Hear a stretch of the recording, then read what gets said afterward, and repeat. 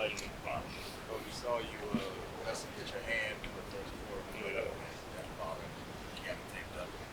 You kept your hand bothering you. Yeah, I mean, it's part of the game. There's always going to be little stuff that happens. So it's just about, just not thinking about it, stay competing, try to be there for my teammates, and just show that, I'm going to try to be as available as I can every day. So.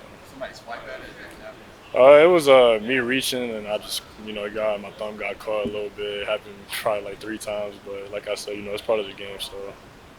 I think the coach said that you impressed them.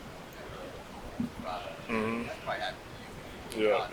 What adjustment do you feel like you made today?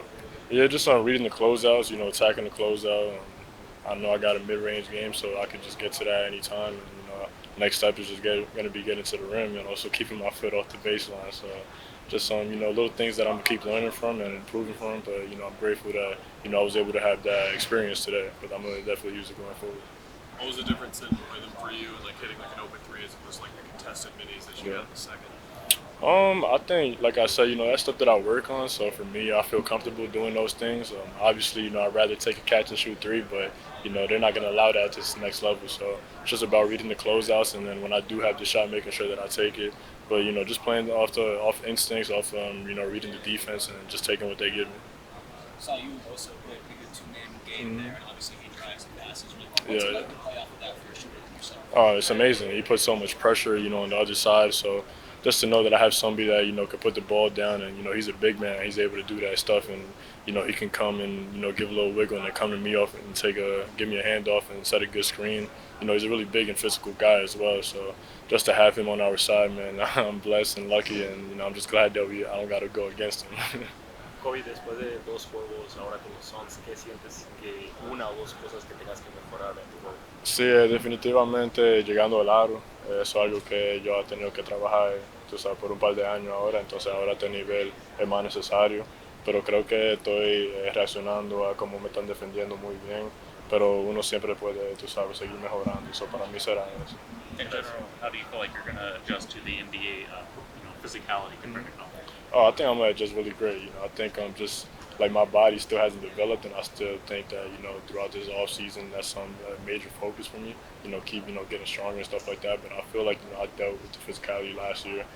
Guys they just wanted to body me up and kind of like throw me around, but I'm not taking that. I'm somebody that I might look skinny, but I'm pretty strong. So I'm really comfortable with the physicality, and I'm gonna just keep getting used to it and keep getting stronger, and I'm gonna keep I'm getting better. Was Coach Pope in attendance to see you today? He was. I was happy to see him. I didn't get to see him yet after the game, but I saw him before. You hit that first shot, man.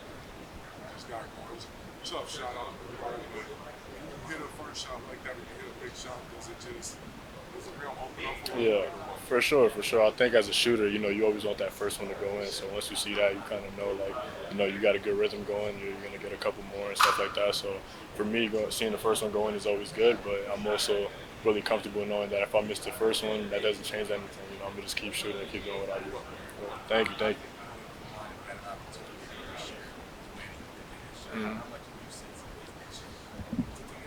Yeah, just like any basketball player, I know that he's waiting for his opportunity, and it's kind of tough because when you have those little minor things, you kind of want to play it safe a little bit and not mess it up and make it any worse. So for him, it's just about making sure that he's healthy enough to actually go out there and perform the way he wants to.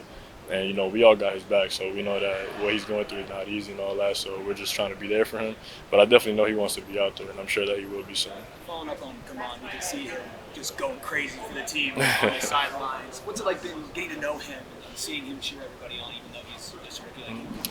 That's who he is, man. That's who he is, and I'm just glad that he's not afraid to show and express the way he feels, and he's a really vocal guy at his age. There's not a lot of rookies doing that, and a lot of rookies, especially with that maturity, knowing that even if they're not playing, they can still have an impact.